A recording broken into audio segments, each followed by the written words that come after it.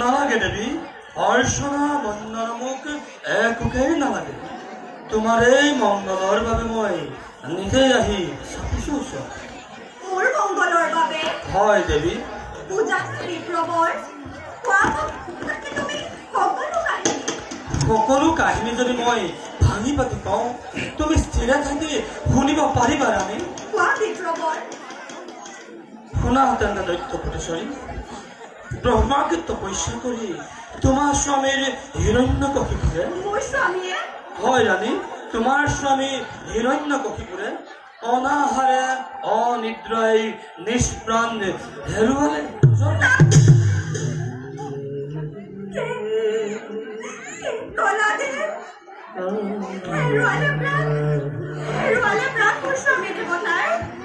হয় দেৱী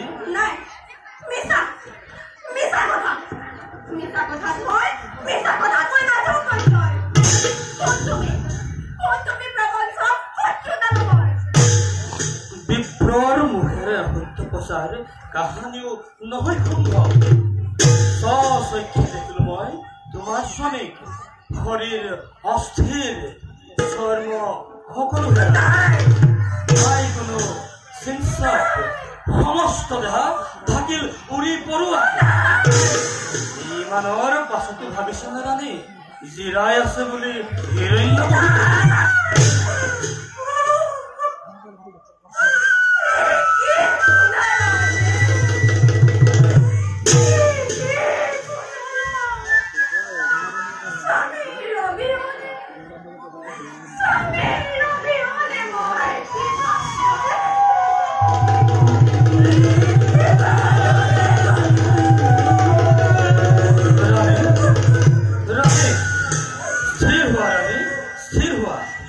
ভৱিষ্যত চিন্তা কৰি দানৱ বংশৰ ৰাখিব লাগিব তুমি গৰ্ভজাত দৈত্যৰ সন্তান তোমাৰ এই মংগলৰ বাবে দেৱৰাজ ইন্দ্ৰ আহি চাপিব ওচৰত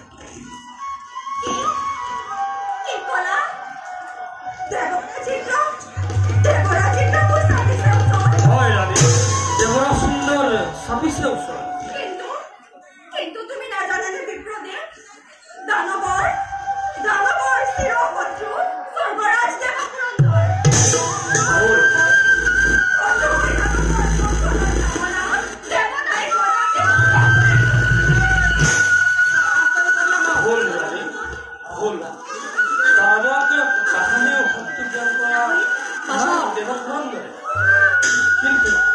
কিন্তু কি কৰিবা ৰাণী বাৰে বাৰে বিপৰ্য লগাই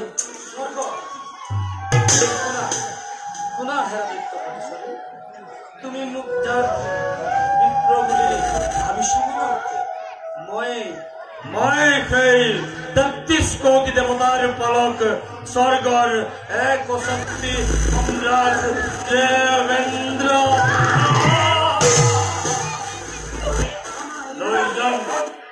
তোমাৰে মংগল হেতু দিব খোজো স্বৰ্গতে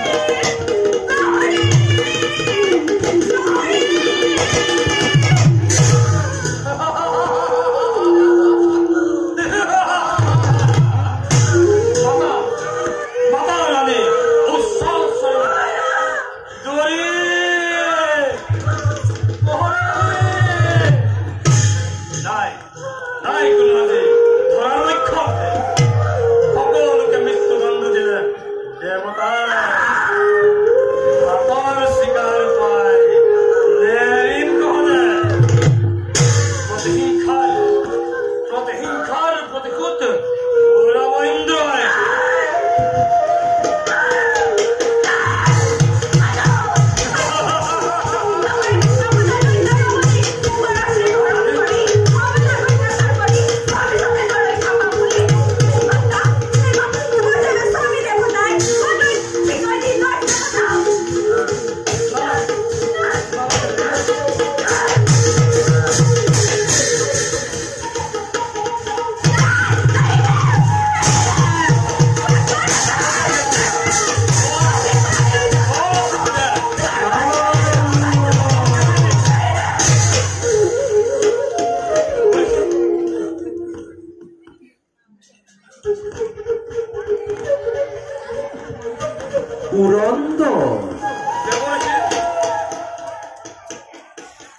কি কৰিছা?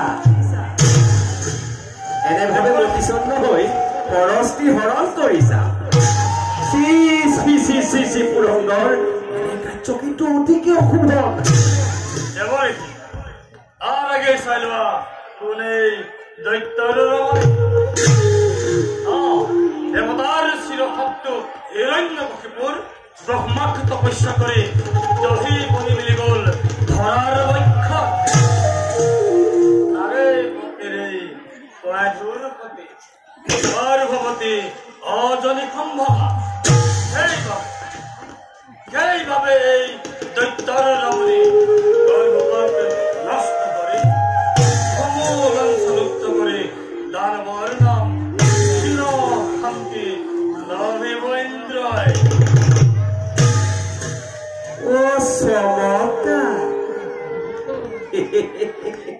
চমৎকাৰীতেইছ তোমাৰ বাৰু পুৰন্দৰ। জানিব পাৰো নে মই কোনে দিলে তোমাক এনে সুসমাচাৰ? যাৰ তপবলে এই সৃষ্টিত আতংকৰ কৰিছে স্বজন, যাৰ যুগবল দেখি যোগেশ্বৰ নিজেই চিন্তিত, সেইজন বাৰু হিৰণ্যকশিপু ইমান সহজতে লীন যাব পাৰেনে বাৰু ধৰাৰ বক্ষত?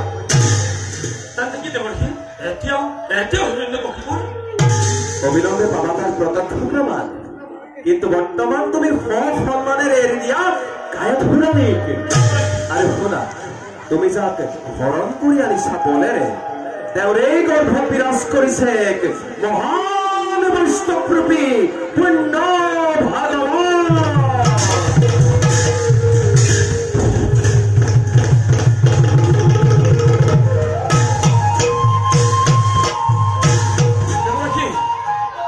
তুমিহে নালাগে ৩৩ কোটি দেৱতা আহিলেও একোকে অনিষ্ট সাধন কৰিব নোৱাৰে এই দেৱশেষু।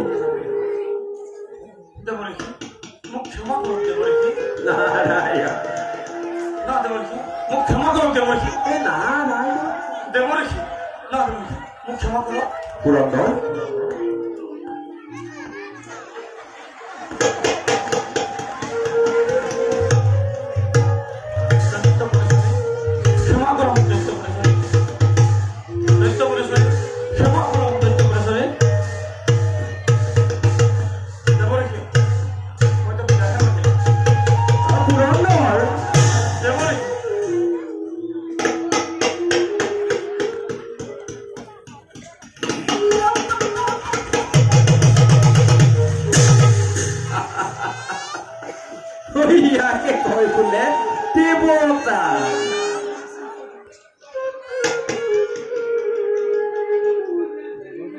দেবী বলা দেবী নাহে মানে তোমাৰ স্বামী উভতি মোৰ এই আশ্ৰমত থাকিবা তুমি আশ্ৰিতা হৈ। নিতৌ শুনাম মই তোমাৰ হৰিৰ গুণাৰ কীৰ্তন।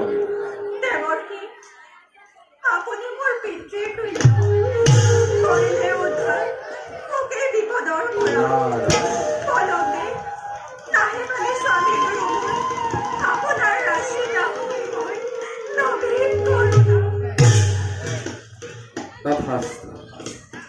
শুনা দেৱী,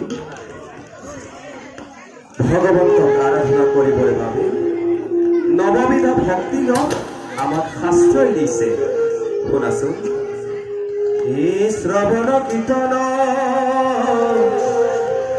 স্মৰণ বিষ্ণু কয়ে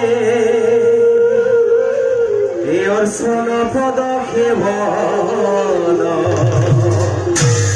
এই দায়িছ প্ৰকৃত বন্দন বিষ্ণু কয়ে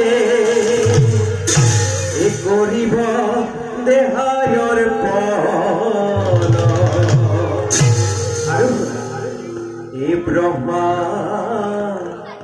আদি কৰি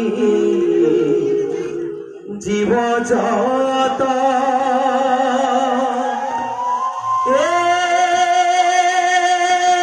ৰাম ৰাম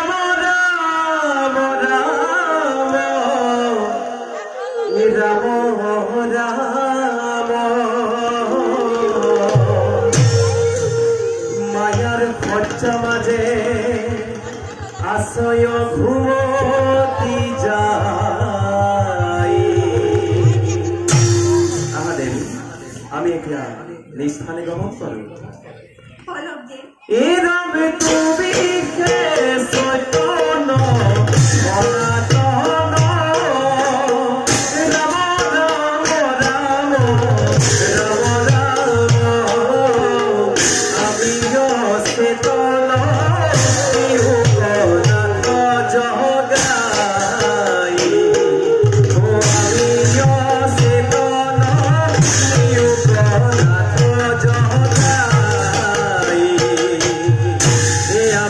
চেতনা